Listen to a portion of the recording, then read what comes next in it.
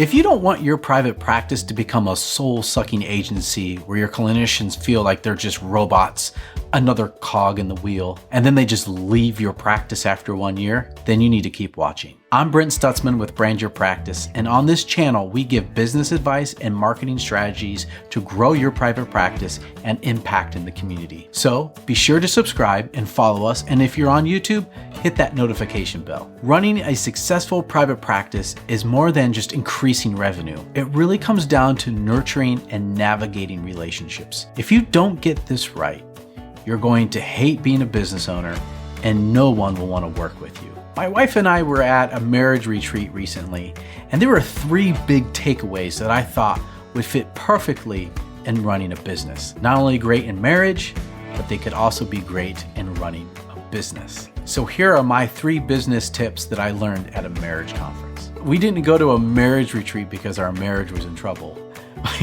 We went to a marriage retreat actually to strengthen our marriage. Marriage retreats are kind of like getting your car tuned up.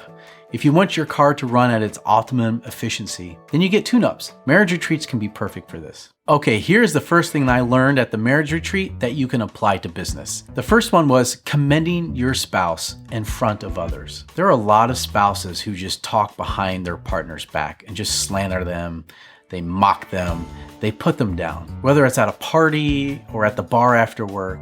I mean, you know what I'm talking about. A lot of times people don't speak well about their partner. Now at the marriage retreat, the leader said how important it was that spouses commend each other in front of other people. Commending is this giving witness in front of other people for their hard work at being a partner or a parent. Okay, so how does this relate to running a business? How does this relate to running your private practice? Now, as a leader, how often are you commending the work of your staff, your clinicians, your employees in front of others? It's important to do this in private, but how much more so when other people are around? Now, don't get into the habit of showing favorites, but imagine how that would change your workplace if you spend more time thinking through how to commend the work of individuals and teams in front of others. The second thing I learned at the marriage retreat was how to set up hard conversations. So if you're married, you will inevitably have hard conversations with your partner.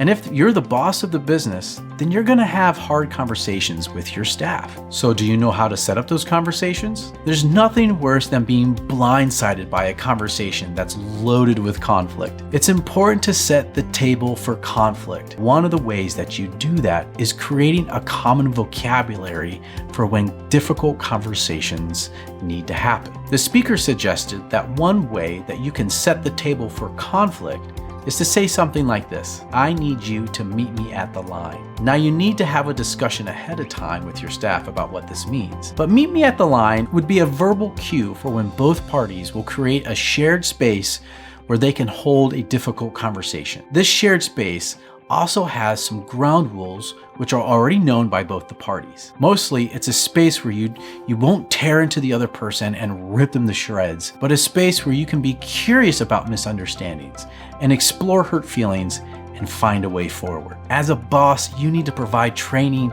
to your staff on how to have these conversations. So when someone asks, "Can I meet you at the line?" or "Hey, I need to meet you at the line," both parties know what's going to happen next and what to do next. Okay, the third takeaway from this marriage retreat is the idea of allies and confidants. The idea with allies and confidants. As a business leader, where can you go to find helpful, accountable relationships? According to Leadership on the Line by Ron Heifetz and Mary Linsky, they write that allies are people who share many of your values, or at least your strategy. But to keep in mind, they cannot always be loyal to you. They have other ties to honor. So, for the most part, allies are the people who work for you. They share your values and probably a strategy to accomplish the mission of your private practice or business. But at the end of the day, they are not loyal to you. They don't have to be loyal to you, and that's okay. Allies are important for you to accomplish your mission. And if you want to grow that loyalty, if you want to grow some loyalty in your allies, then you need to work on the first 2 items that I mentioned in this post already. But it's not just enough for business leaders and owners of private practices to have allies.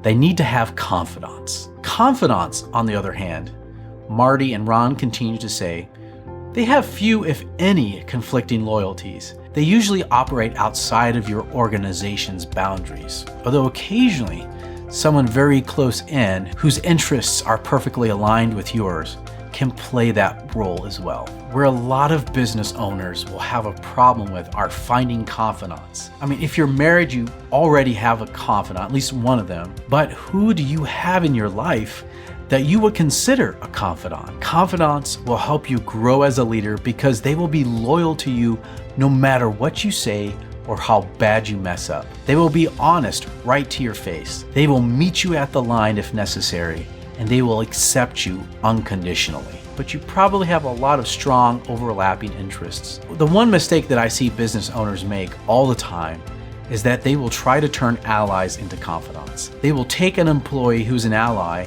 and try to make them a confidant, and it makes for this really weird power imbalance. This is how it typically goes and how I see it play out. And in order to gain an ally's loyalty, business owners will often overshare information. They'll be too vulnerable with an employee, which puts that employee in like this really awkward position. Like they don't know exactly how to hold or handle this valuable or important information. Then the business owner believes that this employee is now a confidant, but is crushed when that employee leaves, or because you placed undue burdens on them, they leave and the business owner is crushed regardless. Remember, allies may have shared interests, but they are not loyal. And that's okay. Just don't try to make confidants out of allies. So how are you building up relationships in your private practice and outside of your private practice? Is your private practice a place where hard conversations and commending take place? Shoot me an email or leave a comment below. I'd love to know how you're doing this. If you need help growing your private practice, just go to brandyourpractice.com. If you have a question,